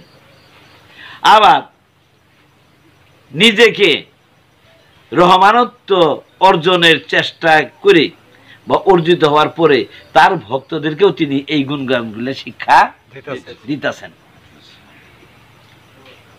এর হলো রহমানের দুনিয়া ভিত্তিক কর্মকাণ্ডের সাথে তিনি জড়িত, কিন্তু মুক্তির দিকে তার পদার্পণ খুব প্রসারিত, এবং তার ভক্তদেরকে তিনি তার শিক্ষা দিয়ে খালাকা করে ইনসানে বানাইতেছেন। যখন এটাই কাম হয়েছে, হ্যার শিষ্য যখন রহমান হয়ে গেছে গা, তখন ওই বেড়া গুরু খেয়েছে এরকম হয়েছে। যখন রহিম হয়েছে, তার অবস্থা কি? মুমিন সত্তা প্রাপ্তিত্বপূর্ণ ব্যক্তিত্ব, গুরু ছাড়া আর কিছু সে বুঝে না। যখন গুরু ছাড়া আর কিছু বুঝে না, সারাক্ষণ গুরু আর গুরু, গুরু আর গুরু, গুরুর চেহারা, গুরুর ভাব, গুরুর মূর্তি, গুরুর কথাবার্তা, গুরুর গুণাগুণ, এগুলোর মধ্যেই তার কারবার। এটা না ইংরেজিতে কনস্ট্যান্ট রিমেম্ব্রান্স উইথ লর্ড গুরু। স্থায়ী প্রতিষ্ঠিত যোগাযোগ যখন তার গুরুর সাথে হয়ে যায়, তখন ওই ব্যক্তি মানুষটা মুমিন হয়ে যায়। উনি পরীক্ষিত হয়েছে, যে ওই রহমান গুরু পরীক্ষিত হয়েছে, পরীক্ষিত হয়ে ফার্স্ট ক্লাস ফার্স্ট পেয়েছেন। ওর কাছে যারা আশ্রয় নিছে এরা ফার্স্ট ক্লাস পাইছে। হয়ে গেছে গা। তোর প্রমোশনটা কি? বিল মুমিনিনা রাউফুর রহিম, বিগলিত রহিমে পরিণত হয়ে গেছে গা। সিস্টেমটা কিন্তু সুন্দর, ভারী সুন্দর সিস্টেম। সিস্টেমটা মানে একুরেটলি সবার মাথায় থাকলে একুরেটলি হ্যাঁ, ফলপ্রসূ সব উঠে যাবে, সবাই হয়ে যাবে, এটাই তো সিস্টেম। এখানে এখন আর রহমানের বাবা আলোচনাটা ম্যাক্সিমাম সময় আর হ্যাঁ রহমান হাসি শুরু করে। হ্যাঁ, আমার তো রীতিমতো এটা কইছে আর রহমান আল্লাহ আমার কোরআনে গালা গালাইছেন। আমি বলি আমরা শিক্ষকতা করেন তো আপনার এটা কিন্তু কামু খামু আল্লাহ কাটার ব্যবস্থা করছিলাম দারুণ। তাহলে দেখেন এই কাজটা হয়ে গেল। এই পদ্ধতি কিন্তু আমরা বুঝতে পারলাম। তাইলে এখন গুরুর আশ্রয়ে যিনি থেকেছিলেন, গুরুর স্বভাব চরিত্র যিনি অর্জন করেছেন, গুরুর গুণগ্রাম যিনি অর্জন করতে সক্ষম হয়েছেন, তিনি গুরুময় হওয়ার ফলশ্রুতিতে তিনি গুরু হয়ে গেছেন। তার মুখে গুরুর কথা ছাড়া আর কারোর কথা নাই। সদরউদ্দিন খাজা বাবা মানব মুক্তির যে প্রেসক্রিপশনটা দিয়ে গেছেন, এটা কি বেহান, এটা শুনেন, তারপরে যেমন ভালো লাগতেছে। যেমন তিনি ধর্ম দর্শনের মধ্যে দেখাইয়া দিলেন, ধর্ম বলতে আমরা কি বুঝি? হিন্দু, মুসলিম, বৌদ্ধ, খ্রিস্টান এলে না, এটা মতবাদগত অবস্থান। ধর্ম মানুষকে সৃষ্টিতে ধরে রাখে। আমরা সবাই জন্মান্তরবাদে বিশ্বাসী। যে ব্যক্তি মানুষটা জন্মান্তরবাদকে বিশ্বাস করেছে, কমের পক্ষে 100 জন্ম সে এগিয়ে গেছে, মনে রাখবেন। জন্মান্তরবাদকে মানা মানে কি? আমি বহু জন্ম আগে গেছি, আমি আর জন্মে ধরা খাইতে চাই না। এই ভাব যে পোষণ করতে পেরেছে, আমি আর দেহ নৌ, কারণ দেহ ধারণ করলেই যে কষ্ট, আযাব, এরই জাহান্নাম, এর সে বুঝতে পেরেছে। সেই সাধু তখন সে আর দেহ ধারণ করতে চায় না। দেহ ধারণ করতে যে আবার চায় না, এটা জন্মান্তরবাদের ফসল। তাহলে এইবারই মরমু, মরলে বিচার হয়ে যাবো গা, হয় জান্নাত নয় জাহান্নাম। আমরা ওটাই বিশ্বাস করি না। সিস্টেমটাই জায়গায়। এখন গুরু আমাকে ধর্ম দর্শন সম্পর্কে বললেন। ধর্ম ধৃধাতু থেকে আগত, যা সৃষ্টিতে মানুষকে কি করে রাখে? ধরে রাখে, আটকায় রাখে, আমাকে বারবার জন্মে নিয়ে আসে। ঠান্ডা লাগবে তো গায়ে বসে। বিষয় বাসনা নাম ধর্ম। বৈশ্বিকের বিমূর্ধনা সন্তুষ্ট বিষয়, অন্তস্থ বাদ দিলে নাম হয় বিষ। আমরা বহুবার আলাপ করেছি। অন্তস্থ অযোগ করলে হয়ে জায়গা বিষয়। এই বিষয়গুলিকে লোভ লালসা, আশা আকাঙ্ক্ষা, কামনা বাসনা, চাওয়া পাওয়া, যৌন মোহের তাড়না, প্রেমের টান, একজনের উপর প্রভাব বিস্তার করার যে বাসনা, যুদ্ধ ভাব, এই সমস্ত বিষয়গুলি যে ব্যক্তি মানুষের মনের মধ্যে আসে 7টা এন্টিনা দিয়ে। এন্টিনা মানে দ্বারপথ, গতিপথ। এটা আমরা আগে টেলিভিশনে আগে দেখছি, এন্টিনা বাস দিয়ে উইসে করি লম্বা করি না। ইন্ডিয়া ধর্ম এদিকে ঘিরে দিছি, পাকিস্তান এদিকে ঘিরাও, অমুক দেশ এদিকে ঘিরাও, বাংলাদেশ এদিকে ঘিরালে স্পষ্ট হয়। ঘিরান করছি না। এন্টিনা মানে হলো দ্বারপথ। এন্টিনা ইংরেজি শব্দ, বাংলায় বলে দ্বারপথ। তো এই মানুষের মস্তিষ্কের সাথে, মানব বডির সাথে 7টা দরজা দেওয়া আছে।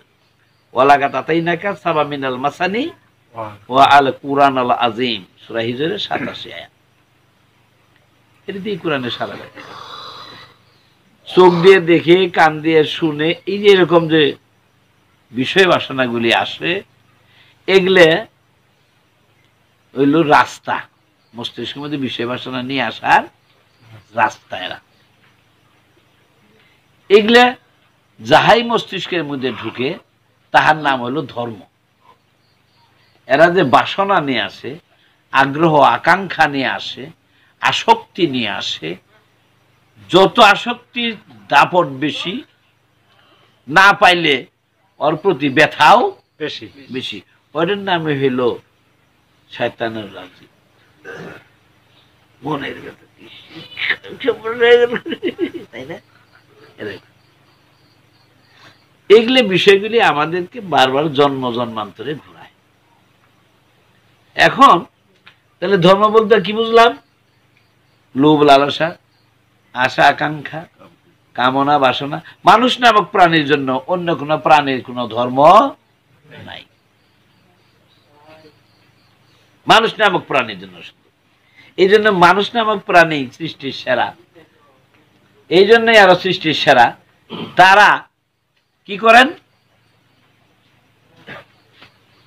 অন্য প্রাণীর সাথে মানুষের চাওয়া পাওয়া, আশা আকাঙ্ক্ষা, কামনা বাসনা অনেক বেশি, আধিক্যের হার বেশি।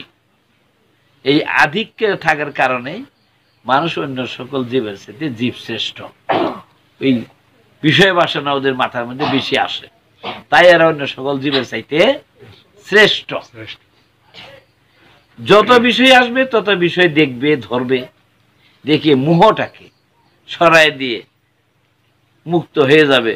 তখন তার ভিতরে ওই যে আল্লাহর আয়াত হইল ওই বিষয় বাসনাগুলি, ধর্মরাশিগুলি আল্লাহর আয়াত। ও যখন আমাকে দিয়ে প্রভাব বিস্তার করতে পারলো না, ব্যর্থ হয়ে গেল গা, সেই উদ্দেশ্য নিয়ে আমার কাছে এসেছিল যে বিষয়, যে বাসনা, ও যখন ব্যর্থ হয়ে গেল, যে গতি নিয়ে এসেছিল, ওই গতিটা সাধকের জন্য শক্তিরূপে পরিণত হবে। এরা আল্লাহই শক্তি আসবে।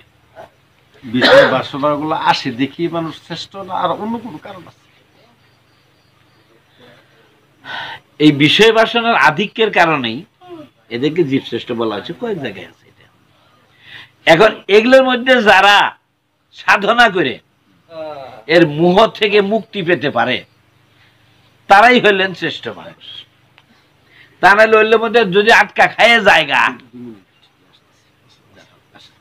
তার মধ্যে যদি তারা আটকা খায় জায়গা, তার জন্ম হয় মানুষে হবো না পশুতে হবো। কথা বুঝতে পারছেন? এখন তাহলে ধর্ম কাহাকে বলে? ওই যে লোভ লালসা, আশা আকাঙ্ক্ষা, কামনা বাসনা, 7 ইন্দ্রিয় দিয়ে মাথার মধ্যে যাহা ঢুকে, যাহা মুহের সঞ্চারণ তৈরি করিয়া ফেলে, তাহার নাম কি? ধর্ম। এই ধর্মগুলি গ্রহণ করার জন্য নয়, বর্জন করার জন্য। এই ধর্মগুলি এগুলি গ্রহণ করার জন্য নয়। বাবাজন বলছিলেন যে religion is not acceptable but it is completely avoidable। এই সেন্টেন্সটা বলছিলেন যে ধর্ম গ্রহণ করার জন্য নয়, পরিপূর্ণভাবে বর্জন করার জন্য। তখন আমি বলছিলাম মানুষের না নাস্তিক কবো, ওই যে না বোঝার কারণে কয় এলে ধর্ম। তাহলে এই যে ধর্মগুলিকে যে আমরা সাধন বলে চিহ্নিতকরণ করে মোহর সরিয়ে দিয়ে আমি ওদের প্রভাব থেকে আমি মুক্ত, যখন ওই ধর্মের প্রভাব থেকে আমি মুক্ত, তখন ওই ধর্ম বা ওই ধর্ম রাশিগুলি, ওই বিষয় বাসনাগুলি আমার জন্য পবিত্র এবং হালাল। মোহ এবং বাসনা কামনা নিয়ে ওদের পিছনে আমি দৌড়াইলে, ওই কর্মে আমি যুক্ত হইলে, তাহা আমার জন্য হারাম এবং অপবিত্র। কথা বুঝতে পারছেন? একই বিষয়, একই বিষয় আমার জন্য হারাম, আরেকজনের জন্য হালাল। আমার জন্য অপবিত্র, আরেকজন পবিত্র। যিনি সালাত করে বিষয় বাসনাগুলিকে দেখে এবং ধ্যানস্থ করে ওই যে প্রভাব নিয়ে এসেছিল, মোহ নিয়ে এসেছিল, ওই মোহ সরায় দিতে আমি পারি নাই, অথচ ওই বিষয়ের সঙ্গে আমি ডুবে গেছি, ওহা আমার জন্য হারাম এবং অপবিত্র, আমি সৃষ্টিতে আটকা। আর যিনি সাধক, যে সাধক ওটা দেখে দেখে ওর মোহ ধরতে পেরে, দেখতে পেরে, মোহ মস্তিষ্ক থেকে সরায় দিতে পেরেছেন, আকর্ষণ সরায় দিতে পেরেছেন, তখন তিনি কি করতে পেরেছেন? এটা কি নিয়ে আসে আবার ইল্লা হইতে এত আচ্ছা থাক এমনই আমরা ঠিক আছে খাওয়ানি বসেন। যখন এই বিষয় বাসনা মোহগুলি যখন দেখে এই কাম করেছে যে উদ্দেশ্য নিয়ে সে আমাকে তাড়না করতে এসেছিল, জন্মচক্রে ধরাইতে এসেছিল, আমি তাহাকে পরাজিত করিয়া আমি জয়লাভ করেছি। সে পরাজিত হইয়াছে, সে পরাজিত আর সাধক জয়ী হয়ে পুরুষে পরিণত। যেই ধর্ম লোভ লালসা আশা আকাঙ্ক্ষা কামনা বাসনা চাওয়া পাওয়া, তাহার আরেক নাম হইল প্রকৃতি। যাহাই ধর্ম তাহার আরেক নাম কি? প্রকৃতি। ওই প্রকৃতির আরেক নাম হলো নারী। ওই স্বভাবগুলি যে ব্যক্তি মানুষের ভিতরে প্রভাব ফেলে ওই কর্ম ঘটায়, তখন তার ভিতরে সেটা নারীত্ব, ওমেনহুড। ওই স্বভাব পরিত্যাগ করতে পারলে তিনি জয়লাভ করে, নারীত্ব ত্যাগ করতে পারলে তিনি হয়ে যাবেন পুরুষ। কথা বুঝতে পারছেন? তিনি কি হবেন? পুরুষ। পুরুষ বন্ধন মুক্ত। এই পুরুষ কি মুক্ত? ধর্মরাশি তাহার উপরে কোনো প্রভাব ফেলতে পারে নাই, পরাজিত। ইন্দ্রিয়াতীত কর্মকাণ্ড, ইন্দ্রিয় জিতেন্দ্রিয় হয়ে গেছেন। ইন্দ্রিয়কে যিনি জয় করেছেন তার উপাধি কি? জিতেন্দ্রিয়। ইন্দ্রিয় দিয়ে যাহাই আসিয়াছে তাহাই ধরা খাইয়াছে, পরাভূত হইয়াছে। ওই ব্যক্তি মানুষটার ইন্দ্রিয়কে তিনি জয় করতে সক্ষম হয়েছেন, তাই তার নাম জিতেন্দ্রিয়। তার কার্যক্রম ইন্দ্রিয়ার অতীত। কার্যক্রম কি? ইন্দ্রিয়ের অতীত, ইন্দ্রিয় গ্রাহ্য নয়। যে কাম একজন করতেছে এটা মহা অপরাধ, ওই যে করতেছে ওর মধ্যে কোনো ভাবই নাই। হালটা এরকম। ইন্দ্রিয়াতীত কর্মকাণ্ড ইন্দ্রিয় গ্রাহ্য নয়, তখন তাহার জন্য পবিত্র। কথা বুঝতে পারছেন? এই জায়গাটার জন্যই এত কিছু হয়ে গেছে এই জায়গাটা। তাহলে একজন মানুষ ওই ধর্মরাশি, যাহাকে আমরা প্রকৃতি বললাম, তার আরেক নাম কি বললাম? নারী। তার ওই স্বভাব ইন্দ্রিয়ের আগত বিষয় বাসনা ধর্মরাশিগুলি প্রকৃতির যে ব্যক্তি মানুষের ভিতরে প্রভাবে কার্যকর করে ফেলেছে, ওইটা হলো তার নারীত্ব, ওম্যানহুড। এটাকে জয় করে প্রভাব মুক্ত হয়েছেন যিনি, তিনি নারী, দেহধারী নারী হন আর দেহধারী পুরুষই হন, তিনি পুরুষ। দেহধারী পুরুষ, কিন্তু ওই লোভ লালসা আশা আকাঙ্ক্ষা কামনা বাসনা আছে। দেহধারী পুরুষ আমরা, কিন্তু হাকিকতে নারী। আর যারা দেহধারী নারী আছেন তারা দেহধারী নারী, কিন্তু যদি তাদের ভিতরে ওই লোভ লালসা আশা আকাঙ্ক্ষা কামনা বাসনা ধর্মরাশি প্রকৃতি যদি তাদের ভিতরে প্রভাব ফেলতে না পারে, ওইগুলো যদি পরাজিত হয়, তারা হাকিকতে পুরুষ। এই জন্য যিনি পুরুষ হয়ে গেছেন তিনি জন্মচক্র থেকে মুক্ত হয়েছেন। এই পুরুষের পরবর্তী উপাধিটা মুহাম্মদ। পরবর্তী উপাধিটা কি? মুহাম্মদ। মুহাম্মদ শব্দের অর্থ কি? প্রশংসিত একজন, প্রেইজড ওয়ান। বাংলায় বলে প্রশংসিত একজন, ইংরেজিতে বলে প্রেইজড ওয়ান। এই মুহাম্মদ যখন একজন মানুষ এই বিষয় বাসনা ধর্ম রাশিগুলিকে পরাভূত করে সালাতের মাধ্যম দিয়ে মুহ একদম শূন্য করে দিয়ে মস্তিষ্ক একদম খালি করতে সক্ষম হয়েছেন, তিনি খালি হয়ে গেছেন, কোনো কিছুরই প্রভাব তার ভিতরে নাই। বাবা লিখেছেন এইভাবে, absorbing the power of great emptiness in the mind and to stay in that position permanently. দেখছেন? ওই বিষয় বাসনাগুলো আসে, আসার পরে ওই জবকরি সালাদ করে ধরে, ধরার পরে প্রভাব মাথার মধ্যে কাম করে দেয় না, ইন্দ্রিয়কে জয় করে জিতেন্দ্রিয় হয়ে গেছেন, তখন তিনি ধর্মের কালের রাজা হয়ে গেছেন। কোন ধর্মরাশি তার উপরে প্রভাব ফেলতে পারে না। তখন তিনি পার্মানেন্টলি পুরুষ হয়ে মহাপুরুষে পরিণত হয়ে গেছেন। তার পরবর্তী ধাপ উপাধিটা হলো মুহাম্মদ।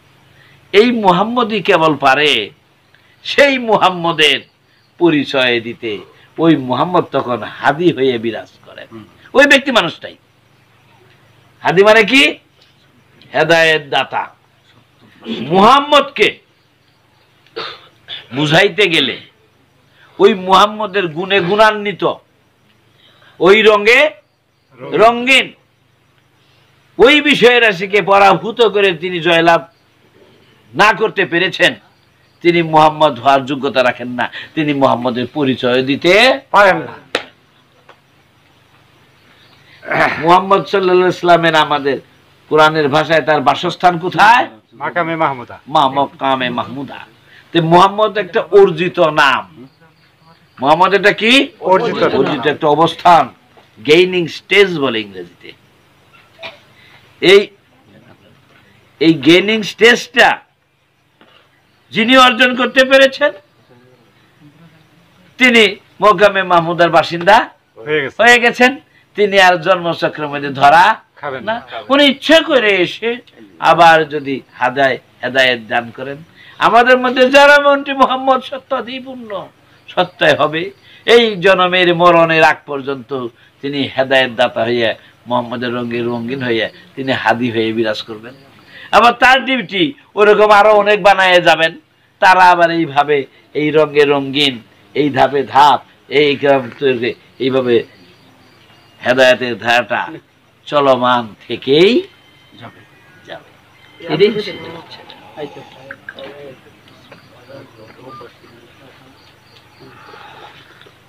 সিস্টেমটা ভারী সুন্দর। কিন্তু এখন এই যে নূর মোহাম্মদ যে আমাদের ভিতরে 100টা করে আছে, সূরা আদিয়ার 6 নম্বর 100 নম্বর সূরা 6, 7, 8, 9 পড়বেন। শুধু পরিচয়টা দিয়ে যাচ্ছি।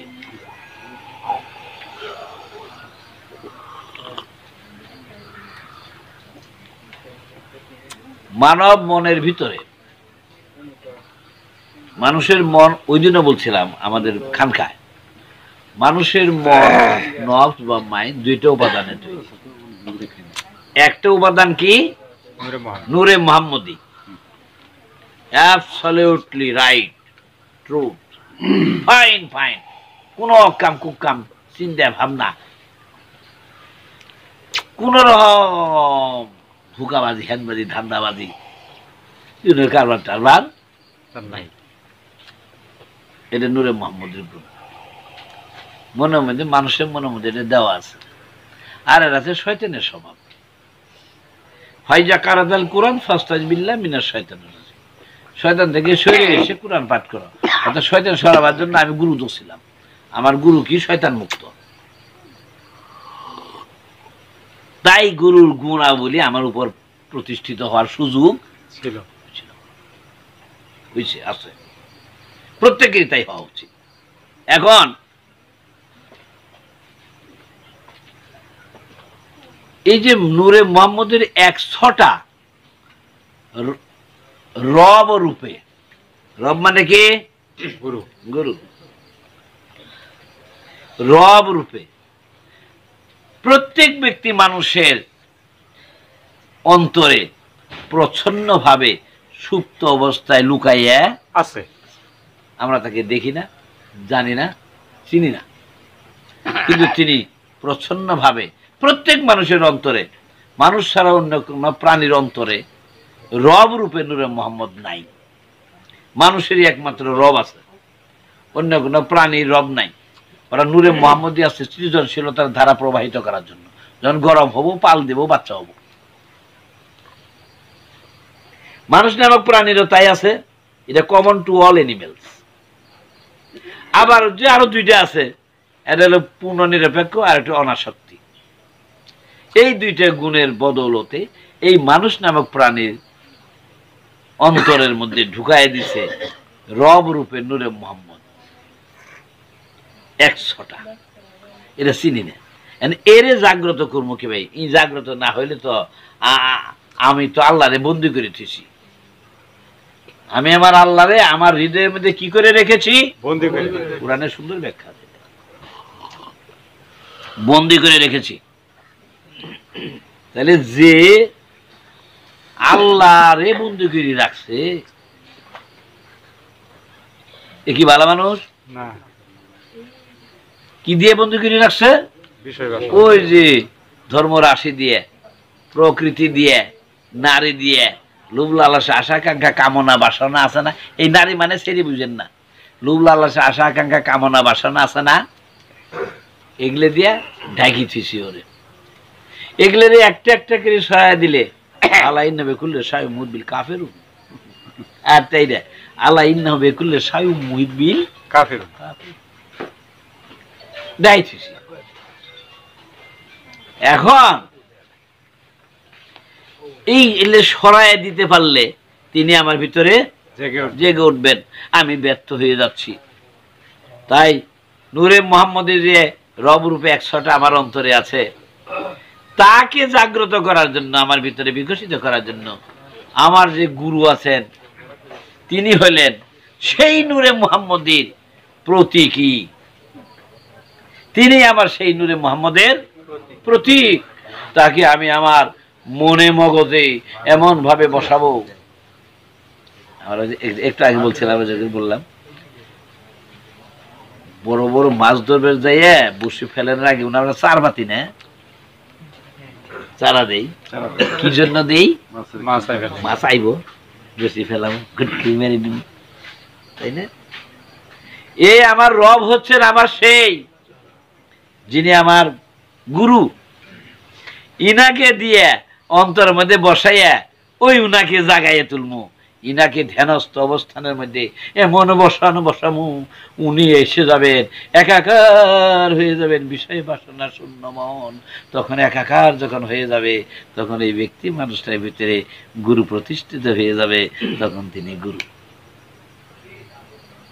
সিস্টেম হলো এটা। তাই বাবা আমাকে একদিন বলছিলেন, সকল সেরেক দূর করার জন্য একটা সূক্ষ্ম সেরেক করতে হয়, সেটা গুরু ধ্যান। এই কাজগুলো যদি আমরা করে নিতে পারি within a very very short time, দেখবেন আমরা আমাদের অবস্থান, যিনি পরীক্ষার্থী তাকেই পরীক্ষক হতে হবে। পরীক্ষা যিনি দিবেন ভালো ছাত্র ছাত্রী হলে বুঝবেন, ইসিরে এত নম্বর পামু, ফুল নম্বর দিছি। তাহলে পরীক্ষার্থী নিজে একজন পরীক্ষক। কয়দিন মানব জীবন? কয়টা দিন? কোন দেখি কয়দিন? এইটা এইভাবে যদি আমরা শেষ করে নিতে পারি, নিয়ে মালিক যদি দয়া করেন, সদরুদ্দিন খাজা বাবা এখন হইল কি, এই ধারার মধ্যে গুরুবাদী ধারার এটাই হলো সার কথা। গুরুবাদী ধারার সার কথা এটাই সার কথা। প্রত্যেক ভক্তই ফেরেশতার স্বভাব অর্জন করেছেন গুরুর কাছে সমর্পিত হইয়া। অর্জন করছে মানে কি? বেকায়দায় আছে, ধরা খাইয়ে গেছে। আবার যদি ছুটি জায়গা, ছুটি গেলে তার জন্য গুরু দায়ী না। গুরু ইচ্ছা। সূরা আদিয়া 9 নম্বর দেখবেন, 7, 8, 9। যিনি পানপাত্রগুলি রেখে দিয়েছেন, পানপাত্র কয়টা? পানপাত্র 7টা। এই পানপাত্রের উপরে যিনি একটার উপরে জয়লাভ করেছেন, আরেকজনকে তিনি সেটা জানান দিবেন। এই পদ্ধতিতে, এই পদ্ধতি এটা কিন্তু কোরআনে আছে। এই পদ্ধতি মোকাবেলা করা, এটা পদ্ধতিটা জানান দেওয়া আছে। তার মানে এই নয় যে তিনি বেশি জেনে ফেলেছেন, আরেকজন কম জেনে ফেলেছেন তা না। যিনি জেনে ফেলেছেন তারা জানান দিবেন, জেনেছেন, অর্জন করেছেন, আবার উনি আরেকটা অর্জন করেছেন, ওটা আরেকজনকে জানান দিবেন। এইভাবে সম্পূর্ণতা অর্জিত হয়। এখানে ভ্রাতৃত্বের বন্ধন সুদৃঢ় হয়, বুঝছেন? কিন্তু প্রভাব বিস্তার করার জন্য নয়। হাত্তা তাদা আল হারবু, মানুষের ভিতরে প্রভাব বিস্তার করা, একজনের পর একজনের ক্ষমতা প্রভাব বলয় তৈরি করা, আমি বড় ভাব দেখানো, যুদ্ধ ভাব আলাদা করা। বাবা একদিন আমাকে আমাদের বাসায় বললেন, এই ডাক দিয়ে নিয়ে অনেকক্ষণ, মাস্টার সাহেব, মেয়ে মানুষের বাচ্চা পেটে আসলে পরে একে হামেল কয়, গর্ভবতী হামেল। ওই মেয়েরা যতদিন পর্যন্ত ওই বাচ্চা প্রসব করতে না পারছে ততদিন তার মুক্তি নাই, স্বস্তি নাই, শান্তি নাই, দুশ্চিন্তার শেষ নাই। এটা প্রসব করলে তিনি মুক্ত। আর আমাদের মস্তিষ্কের মধ্যে হামেল হয় দুনিয়া। আমাদের মস্তিষ্ক কি হামেল হয়? দুনিয়া মানে ওই যে লোভ লালস আশা আকাঙ্ক্ষা কামনা বাসনা, একজনের উপর আরেকজনের প্রভাব বিস্তার করার বাসনা, এটা মস্তিষ্ক হামেল হয়। মুহাম্মদ সাল্লাল্লাহু আলাইহি ওয়াসাল্লাম এসেছিলেন, মহামানবগণ আসেন এইগুলি মস্তিষ্ক থেকে, মানব মস্তিষ্ক থেকে প্রসব করাইয়া যুদ্ধমুক্ত শান্তিময় একটা বিশ্ব প্রতিষ্ঠিত করার জন্য। এখানে কারোর প্রতি কেউ বরত্ব হওয়ার জন্য আসেন না। যে যত ম্রিয়মান ছোট, যে যত মাটি সেই তত খাট। আমরা এই সুন্দর স্বভাবগুলি আমরা অর্জন করে নিই এই জন্মেই, যেন মুক্তি পেয়ে যাই, আরেকজনকে ওই ধারা অনুযায়ী মুক্তকরণের পদ্ধতি শিখিয়ে দিয়ে গুরুময়। দেখলাম যে রহমান গুরুর যে কাজ, ওই রহমান গুরু, উনি রহমান গুরুর অধীনে ছিলেন, ওই শিক্ষা খাইয়া তিনি কি গুরু হয়েছেন দেখছেন কাহিনী। যখন গুরুর শিষ্য রহমান, গুরুর শিষ্য রহমান হয়ে গেছে, তখন ওই গুরু কি হয়েছে? রহিম হয়ে গেছে। আবার এই জনের হয়েছে তুই আবার রহিম। এই যে এটাতে কারোর কোনো ক্ষতি নাই, ক্ষতি নাই, ক্ষতি নাই, যে কোনো হয়ে যেতে পারে, যে কোনো ব্যাপার।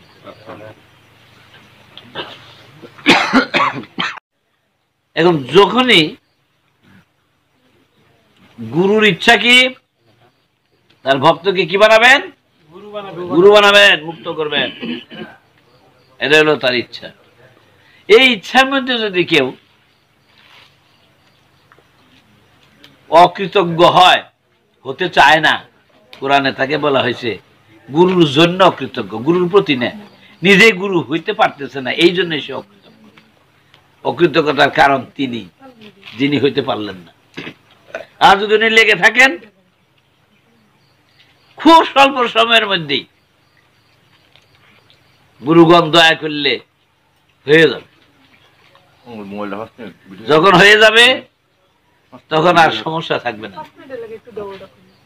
বিষয় বাসনা যদি আমার মাথার মধ্যে থাকে, আমি সাঁতার কাটতে পারবো না, ছাপবে। সেদিন বলছিলাম সুবাহান শব্দের অর্থ হইল সাঁতারু। যে সাঁতার কাটতে পারে তার নাম হলো সুবাহান আরবি ভাষায়। আর সাঁতার কাটার কাজটার নাম হইল ছাপবে, ভাসমান থাকা।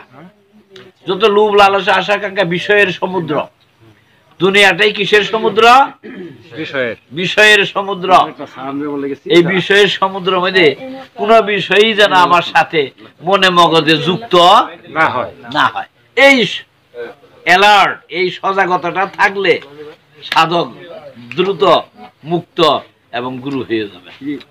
কাজে আপনাদের কাছে আমার করজোর মিনতি, সদরউদ্দিন খাজা বাবার এই দর্শনের সাথে যুক্ত হয়ে আমরা যেন মুক্তি রাজ্যের বাসিন্দা হয়ে যেতে পারি। যেমন সেদিনে বলছিলাম আদমের মধ্যে কয়টা অক্ষর আছে? 3টা। আলিফ দাল মিম। বাবা আমাকে বললেন, এবং সূরা হিজরের 31 নম্বর আয়াতটা দেখেন। আলিফে আল্লাহ, উনি বইটা বের করে, তারই বই বের করে বললেন আলিফে আল্লাহ, আলিফ, দালে দিন, দিন মানে কি? ধর্ম। ধর্ম। ওই যে ধর্ম মানে আমরা কি বুঝি? ওই যে লোভ লালসা আশা আকাঙ্ক্ষা কামনা বাসনা শব্দে আসা মানে যে সপ্তম ইন্দ্রিয়ে আসে। আর শেষে মিম, মিমে মুহাম্মদ।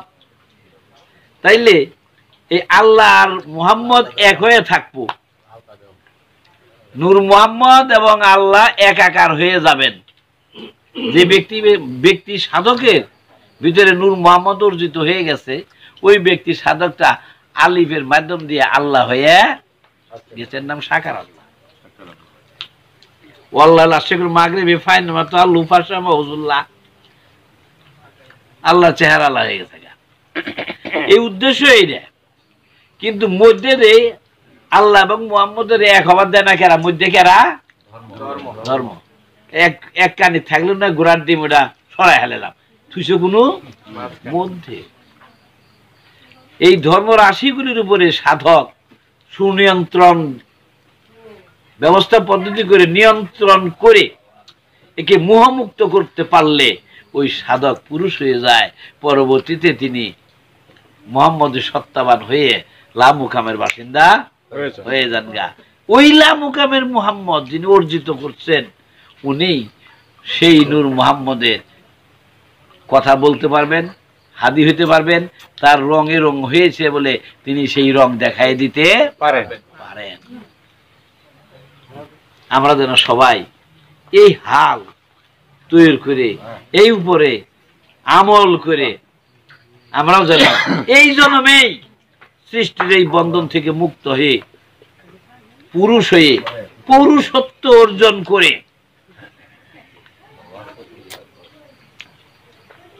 মুহাম্মদী সত্তায় সত্তাবান হয়ে মুক্তি রাজ্যের বাসিন্দা হয়ে যেতে পারি। এবং হাদি হিসাবে আমরা যেন সদরউদ্দিন খাজা বাবার দেওয়া সেই প্রেসক্রিপশন অনুযায়ী, মুহাম্মদীদের সেই প্রেসক্রিপশন অনুযায়ী আমরা যেন এই জন্মে মুক্তি পেয়ে যেতে পারি। এই এই এই আশাবাদ ব্যক্ত করে আজকে আমাদের আলোচনাটা এখানে শেষ করি। জয় গুরু, জয় গুরু। বিসমিল্লাহির রহমানির রহিম। أعوذ بالله من الشيطان الرجيم بسم الله الرحمن الرحيم الحمد لله رب العالمين الرحمن الرحيم مالك يوم الدين إياك نعبد وإياك نستعين اهدنا الصراط المستقيم صراط الذين أنعمت عليهم غير المغضوب عليهم ولا الضالين آمين آمين آمين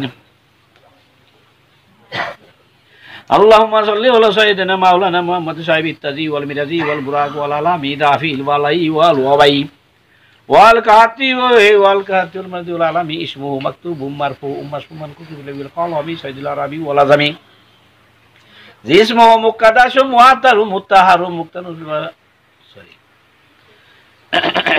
اللهم صل على سيدنا مولانا محمد صاحب التاجي والمرازي والبراق والعلامي دافي الوالي والوبي والكاتب المرضي والعالمي اسمه مكتوب مرفوع مسموما كتب له القلم سيد العربي والعظمي اسمه مقدس معطر مطهر منار في البيت والحرمي شمس الدعاء بدر الدجى صدر الله نور الهدى قافل ورام البيت بجميل الشام شامل الامم سبيل الجود والكرم والله واسم وجبريل وكرم البراق مركب الميراج والسفر وسدرات المنتهى مكة هو قبا قوسين مطلوب والمطلوب مقصود المقصود مغلوب سيد المرسلين كتب النبي شفيع المذنبين أنيس الغائبين رحمة الله من راحة العاشقين مراد المستقيم شمس العارفين سراج السالكين مصباح المقربين موبل الفقراء والمساكين سيد الثقلين بالحرمين إمام القبلتين وصلتنا في الدارين صاحب قبا قوسين محبوب رب المشرقين والمغربين ذات الحسن والحسين مولانا ومولى الثقلين بالقاسم محمد بن عبد الله نور من نور الله يا أيها المستقون بنور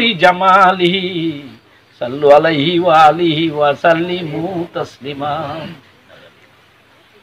نادى علي المزار على زيبي تزيدا أن الله في النوائب كل همبي وغمبي فانجلي بنبوتك يا محمد وبلايتك يا لي يا لي يا لي أدركني يا شافي صدر الدين أحمد صديق هذا وقو مولا أمر قبلة أمر كعبة أمر مرشد أمر علي أمر या चाशफी सदरुद्दीन अहमद सिद्दीक मौला अमर किबला अमर काबा अमर मुर्शिद अमर अली अमर या चाशफी सदरुद्दीन अहमद सिद्दीक मौला अमर किबला अमर काबा अमर मुर्शिद अमर अली अमर आदरी ली खमशातुल मुस्लिमीन हरल वबैल हतिमती अल मुस्तूफ वल मुर्तुज वबनहुम वल हतीम হে মাওলা, মাওলার এই সদস্য, এই শীতকে উপেক্ষা করে আমরা কিছু লোক তোমার দর্শন নেই আলোচনার রত, তুমি আমাদেরকে দয়া করো। হে মাওলা ঘর, তোমরা আমাদেরকে দয়া করো, আমাদেরকে সৃষ্টির বন্ধন থেকে মুক্ত করে লামুকামের বাসিন্দা বানায় দাও। মুহাম্মদের গুণে গুণান্বিত হয়ে ধর্মরাশির উপর, প্রকৃতির উপর জয়লাভ করে আমাদেরকে পুরুষ বানিয়ে মুহাম্মদী সত্তায় সত্যবান করে দাও মাওলা রে। মুহাম্মদী সত্তায় সত্যবান করে তুমি আমাদিগকে লামুকামের বাসিন্দা করে দাও মাওলা। আমরা চাই না জাহান্নাম জান্নাত, কিছু চাই না, মুহাম্মদ থেকে ছুটে যেতে চাই। হে দয়ালু, আমাদের মধ্যে অনেকেই রুগ্ন অবস্থায় হয়তো কেউ কেউ আছেন তোমার এই দর্শনের সাথে যুক্ত হয়ে, তার মধ্যে কেউ কেউ হয়তো বা ঋণগ্রস্ত অবস্থায় আছেন মাওলারি, আমাদের মধ্যে কেউ কেউ কন্যাদায়গ্রস্ততা অবস্থানের মধ্যে আছেন, আমাদের মধ্যে কেউ কেউ বাচ্চা কাচ্চা না হওয়ার অবস্থানের মধ্যে আছেন, আমাদের মধ্যে কেউ কেউ বাচ্চা কাচ্চা নিয়ে অশান্তির মধ্যে আছেন মাওলা। হে মাওলা, তুমি তোমার ঐশ্বরিক গুণে গুণান্বিত হয়ে আমাদের সকলের মনে তুমি শান্তি প্রতিষ্ঠিত করে দেবো। আমার যা আছে তাহাতেই পরিতৃপ্ত তৃপ্তিবান করে জান্নাতে দাখিল করে দাও মাওলা। আমরা যেন আমাদের সাধ্যের বাইরে অধিক বাসনা না করে আমরা ধূম্রতার অন্ধকারের মধ্যে যেন আর আবদ্ধ না হই মাওলা গো। তুমি আমাদেরকে মুক্ত করো, তুমি আমাদেরকে মুক্ত করো। হে মাওলা, তুমি আমাদেরকে মুক্ত করো। আল্লাহুম্মা যাল কালবি বারাও ওয়া আমালি শারাও ওয়া আশি কারাও ওয়া রিজকি দারাও ওয়া আওলাদি আবরারাও ওয়া যালি ইনদা কবরি নবিয়াকাও মুহাম্মদ আলাইহিস সালাতু সাল্লাম মুস্তাকাররাও ওয়া কারারা বিরহমাতিকা ইরহামুর রাহিমিন।